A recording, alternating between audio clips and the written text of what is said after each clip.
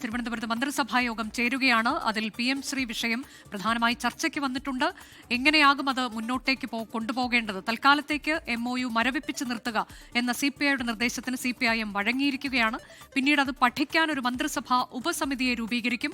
നിയമപരമായ കാര്യങ്ങൾ ഉൾപ്പെടെ ഈ മന്ത്രിസഭാ ഉപസമിതി പരിശോധിക്കും എന്നതാണ്. ഒരു പക്ഷേ ഈ കരാറുമായി മുന്നോട്ട് പോകേണ്ടി വന്നാൽ എങ്ങനെയാകും അതിൽ അപകടകരമായ അംശങ്ങളില്ലാതെ മുന്നോട്ട് പോകാൻ കഴിയുക എന്നത് ഈ മന്ത്രിസഭാ ഉപസമിതി പരിശോധിക്കും. ഇനി അതല്ല ഒരുപക്ഷെ കോടതിയിലേക്കാണ് പോകേണ്ടത്, ആ തരത്തിലേക്കാണ് കാര്യങ്ങൾ നീങ്ങുന്നതെങ്കിൽ അതെങ്ങനെയാകും എന്നതിനെക്കുറിച്ചൊക്കെ പഠിക്കാൻ അതിൽ CPIയുടെ പ്രതിനിധി ഉൾപ്പെടെ ഉണ്ടാകും. മന്ത്രി K രാജനാകും മന്ത്രിസഭാ ഉപസമിതിയിൽ CPIയെ പ്രതിനിധീകരിച്ചുണ്ടാവുക എന്നതിന്റെ വിവരങ്ങളൊക്കെയാണ് ഇപ്പോൾ പുറത്തു വന്നുകൊണ്ടിരിക്കുന്നത്.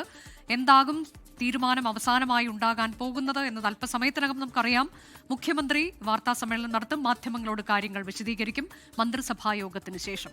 R ശ്രീജിത്ത് തുടരുന്നുണ്ട്. ശ്രീജിത്ത്, ഇപ്പോൾ ഇതിൽ ഉയർന്നു വരുന്ന ഒരു പ്രധാനപ്പെട്ട കാര്യം ഈ കരാർ അതുമായി മുന്നോട്ട് പോകരുത് എന്നുള്ളതായിരുന്നു തുടക്കം മുതൽ തന്നെ CPI പറഞ്ഞിരുന്നത്. പക്ഷേ അത് മന്ത്രിസഭായോഗത്തെ ഇരുട്ടിൽ നിർത്തി, മുന്നണിയെ ഇരുട്ടിൽ നിർത്തി ഇങ്ങനെ ഒരു തീരുമാനത്തിലേക്ക് പോയി എന്നത് ആദ്യം മുതൽ തന്നെ നേതാക്കൾ പറയുന്നത് നമ്മൾ കേട്ടു.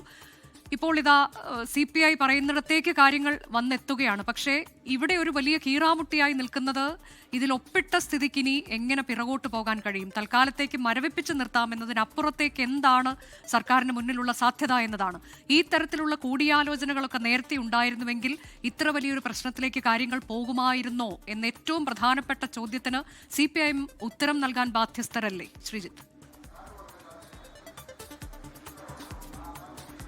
അനുജ, തീർച്ചയായും വളരെ പ്രസക്തമായ നിരീക്ഷണമാണ് അത്. കാരണം CPIയുടെ അടക്കം CPIയുടെ മാത്രം പ്രശ്നമല്ല, അടിസ്ഥാനപരമായി ഈ LDF ഉയർത്തിപ്പിടിക്കുന്ന രാഷ്ട്രീയത്തിൻ്റെ ഒരു നിഷേധമാണ് ഈ ഏകപക്ഷീയമായ കരാർ ഒപ്പിടലിലൂടെ നടന്നത്. കേരളത്തിലും രാജ്യത്തുടനീളവും ദേശീയ വിദ്യാഭ്യാസ നയം അപകടകരമാണ്, സംഘപരിവാറിൻ്റെ വർഗീയ അജണ്ട നടപ്പിലാക്കാനുള്ള ആസൂത്രിതമായ ശ്രമമാണ്, അത് PM ശ്രീ പദ്ധതിയിലൂടെ ഒളിച്ചു കടത്തുകയാണ് എന്ന നിരീക്ഷണവും എന്ന വിമർശനവും വ്യാപകമായി ഉന്നയിച്ചത് CPIയും ഇടതു പാർട്ടികളുമാണ്. അപ്പോൾ CPIഎമ്മിൻ്റെ മധുര പാർട്ടി കോൺഗ്രസ് വരെ ഇതുമായി ബന്ധപ്പെട്ട് പ്രമേയം പാസാക്കുകയും നിലപാടെടുക്കുകയും ചെയ്തിരുന്നു. അങ്ങനെ രാഷ്ട്രീയമായി നാളിതുവരെ എതിർത്തുകൊണ്ടിരുന്ന ഒരു കാര്യത്തെ ഒരു സുപ്രഭാതത്തിൽ സ്വീകരിക്കാൻ പോയിരിക്കുന്നു എന്നതാണ് ഏറ്റവും അപകടകരമായ അവസ്ഥ. ഇത് കേവലം CPIയുടെ തർക്കത്തിൻ്റെ വിഷയമല്ല, മറിച്ച് LDF ഉയർത്തിപ്പിടിക്കുന്ന, ഇടതുപക്ഷം ഉയർത്തിപ്പിടിക്കുന്ന അടിസ്ഥാന രാഷ്ട്രീയ നിലപാടിൻ്റെ പ്രശ്നമാണ്. ആ അടിസ്ഥാന രാഷ്ട്രീയ നിലപാടിൽ വെള്ളം ചേർത്തു എന്നതാണ് ഏകപക്ഷീയമായി PM ശ്രീ പദ്ധതിയിൽ ഒപ്പിടാനുള്ള തീരുമാനത്തിലൂടെ പുറത്തു വന്ന വിവരം. അതാണ് CPI ഉന്നയിക്കുന്ന വിമർശനം. അപ്പോൾ CPI ചൂണ്ടിക്കാണിച്ചതുപോലെ ഈ കാര്യത്തിൽ നിന്ന് പൂർണ്ണമായും പിന്നോട്ട് പോകാൻ സാങ്കേതികമായ തടസ്സങ്ങളുണ്ട്. ഒപ്പിട്ട ധാരണാപത്രത്തിൽ നിന്ന് എങ്ങനെയാണ് പിന്മാറാൻ കഴിയുക എന്ന പ്രശ്നമുണ്ട്. എങ്കിൽ പോലും ഇപ്പോൾ ധാരണാപത്രം മരവിപ്പിക്കാനുള്ള നീക്കത്തിലേക്ക് പോകുന്നു. കേന്ദ്രത്തിന് അതുമായി ബന്ധപ്പെട്ട് അക്കാര്യം ചൂണ്ടിക്കാണിച്ചുകൊണ്ട് ഈ പദ്ധതി നടപ്പിലാക്കാൻ വൈഷമ്യമുണ്ട് എന്ന് തന്നെ ചൂണ്ടിക്കാണിച്ചുകൊണ്ട് കത്തെഴുതുന്നു. എന്തായാലും തങ്ങളുടെ തീരുമാനങ്ങൾ വരുന്നതുവരെ ഇത് മരവിപ്പിച്ചു നിർത്തും എന്നുള്ള കാര്യവും കേന്ദ്രത്തെ അറിയിക്കും. ആ കത്ത് പരസ്യപ്പെടുത്തണം എന്നുകൂടിയാണ് CPIയുടെ ആവശ്യം. അത് മുഖ്യമന്ത്രി പ്രഖ്യാപിക്കുന്നതോടുകൂടി അതുമായി ബന്ധപ്പെട്ട CPIയുടെ ആവശ്യങ്ങൾ നിറവേറ്റപ്പെടും എന്നാണ് പ്രതീക്ഷിക്കുന്നത്. ഇതോടൊപ്പം തന്നെയാണ് മന്ത്രിസഭാ ഉപസമിതി രൂപീകരിക്കുന്നത്. ഈ PM ശ്രീ പദ്ധതിയുടെ ധാരണാപത്രത്തിൽ ഒപ്പിട്ടു. ഇനി ഈ പദ്ധതിയുമായി മുന്നോട്ട് പോകുമ്പോൾ അവർ കേന്ദ്ര സർക്കാർ മുന്നോട്ട് വെക്കുന്ന എല്ലാ നിർദ്ദേശങ്ങളും പാലിക്കപ്പെടേണ്ടി വരുമോ? അല്ലെങ്കിൽ വർഗീയ അജണ്ട കടന്നു കയറുന്നത് എങ്ങനെ തടയാൻ കഴിയും? നിയമപരമായി എന്തൊക്കെ കാര്യങ്ങളാണ് ഇക്കാര്യത്തിൽ ചെയ്യാൻ കഴിയുക? അല്ലെങ്കിൽ ഈ MOU ഒപ്പിട്ട സ്ഥിതിക്ക് മറ്റെന്തെങ്കിലും നിയമപരമായ ബാധ്യതകൾ, പരിമിതികൾ ഈ പദ്ധതിക്ക് മുന്നിലേക്ക് വരുമോ? തുടങ്ങിയ കാര്യങ്ങളെല്ലാം വിശദമായി പരിശോധിക്കുന്നതിന് വേണ്ടിയാണ് മന്ത്രിസഭാ ഉപസമിതിക്ക് രൂപം നൽകുന്നത്. അതിൽ പ്രധാനപ്പെട്ട മന്ത്രിസഭയിലെ എല്ലാ പ്രധാനപ്പെട്ട പാർട്ടികളുടെയും പ്രാതിനിധ്യം ഈ മന്ത്രിസഭാ ഉപസമിതിയിൽ ഉണ്ടാകും. അപ്പോൾ മന്ത്രിസഭാ ഉപസമിതിയുടെ റിപ്പോർട്ട് അനുസരിച്ചായിരിക്കും ഭാവി നീക്കങ്ങൾ ആരംഭിക്കുക. എങ്കിലും ധാരണാപത്രം ഒപ്പിട്ട സാഹചര്യത്തിൽ കേന്ദ്ര സർക്കാർ പണം കേരളത്തിൻ്റെ അക്കൗണ്ടിലേക്ക് നൽകുമോ, അല്ലെങ്കിൽ ഈ പദ്ധതിയിൽ നിന്ന് മരവിപ്പിക്കണമെന്ന് പറഞ്ഞാൽ അതിന് കേന്ദ്ര സർക്കാർ വഴങ്ങുമോ തുടങ്ങിയ സംശയങ്ങളൊക്കെ ഇപ്പോഴും CPIക്ക് ബാക്കിയാണ്. എങ്കിലും മുഖ്യമന്ത്രിയുടെ വാർത്താ സമ്മേളനം കഴിയുന്നതോടുകൂടി അത്തരം കാര്യങ്ങളിൽ ഒരു പ്രതികരണം CPIയിൽ നിന്ന് ഉണ്ടാകുമെന്നാണ് പ്രതീക്ഷിക്കുന്നത്. അതാണ് ശ്രീജിത്ത് ഏറ്റവും പ്രധാനപ്പെട്ട വിഷയം. കഴിഞ്ഞ ദിവസങ്ങളിലൊക്കെ നമ്മൾ കണ്ടതാണ്. ഇതിൽ കൂടിയാലോചനകൾ പല തലങ്ങളിൽ നടന്നതാണ്. മുഖ്യമന്ത്രി ഉൾപ്പെടെ നേരിട്ട് പങ്കെടുത്ത കൂടിയാലോചന, അത് ബിനോയ് വിശ്വവുമായുള്ള കൂടിക്കാഴ്ച ആലപ്പുഴയിൽ നടന്നു. ആ തരത്തിലേക്കുള്ള കൂടിയാലോചനയിൽ പോലും മഞ്ഞുരുക്കം ഉണ്ടായില്ല എന്ന് നമുക്കറിയാം. പക്ഷേ ഇന്ന് ഉണ്ടായ ചർച്ചകൾ അത് എത്രത്തോളം പ്രധാനപ്പെട്ടതായിരുന്നു ശ്രീജിത്ത്? അതിൽ MA ബേബിയുടെ ഇടപെടൽ ഒരു പിളർപ്പിലേക്ക് പോകുന്നത് ഈ ഘട്ടത്തിൽ ഒട്ടും നല്ലതാകില്ല കേന്ദ്ര ഫണ്ടിന്റെ പേരിലെന്ന് അദ്ദേഹം പറയുന്നു. അദ്ദേഹത്തിന്റെ ഇടപെടൽ, ഒരു ബ്രേക്ക്ഫാസ്റ്റ് മീറ്റിംഗ് ഉണ്ടാകുന്നു, അത് ബിനോയ് വിശ്വവുമായുള്ള കൂടിക്കാഴ്ച. എങ്ങനെയാണ് ഈ മഞ്ഞുരുക്കത്തിന് വഴിയൊരുങ്ങിയത് ശ്രീജിത്ത്?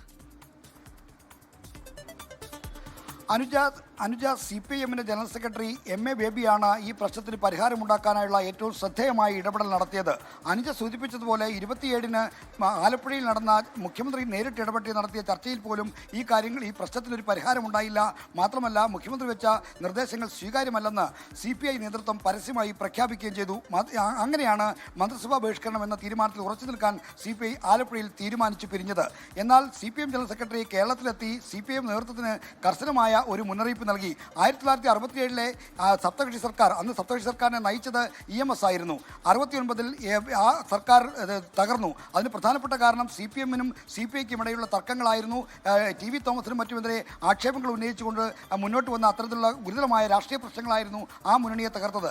എന്നാൽ പിന്നീട് സപ്തകക്ഷി മുന്നണി വിട്ട് CPI കോൺഗ്രസ് നയിക്കുന്ന സർക്കാരിൻ്റെ ഭാഗമായി പിന്നീട് അച്യുതമേനോൻ സർക്കാർ കേരളത്തിൽ അധികാരത്തിൽ വന്നു. അതൊക്കെ ചരിത്രമാണ്. അപ്പോൾ അത്തരമൊരു ചരിത്ര മുഹൂർത്തത്തിലേക്കാണോ കാര്യങ്ങൾ പോകുന്നത് എന്ന ആശങ്ക MA ബേബിക്ക് ഉണ്ടായിരുന്നു. അത് കേരള നേതൃത്വത്തെ അദ്ദേഹം ബോധ്യപ്പെടുത്തി. ഇതോടൊപ്പം തന്നെ കേവലം 1460 കോടി രൂപയുടെ ഫണ്ട് അല്ലെങ്കിൽ കേന്ദ്ര ഫണ്ടുമായി ബന്ധപ്പെടുത്തി മുന്നണി തകരുന്നൊരു രാഷ്ട്രീയ സാഹചര്യം ഉണ്ടാക്കരുത് എന്നുകൂടി MA ബേബി പറഞ്ഞു.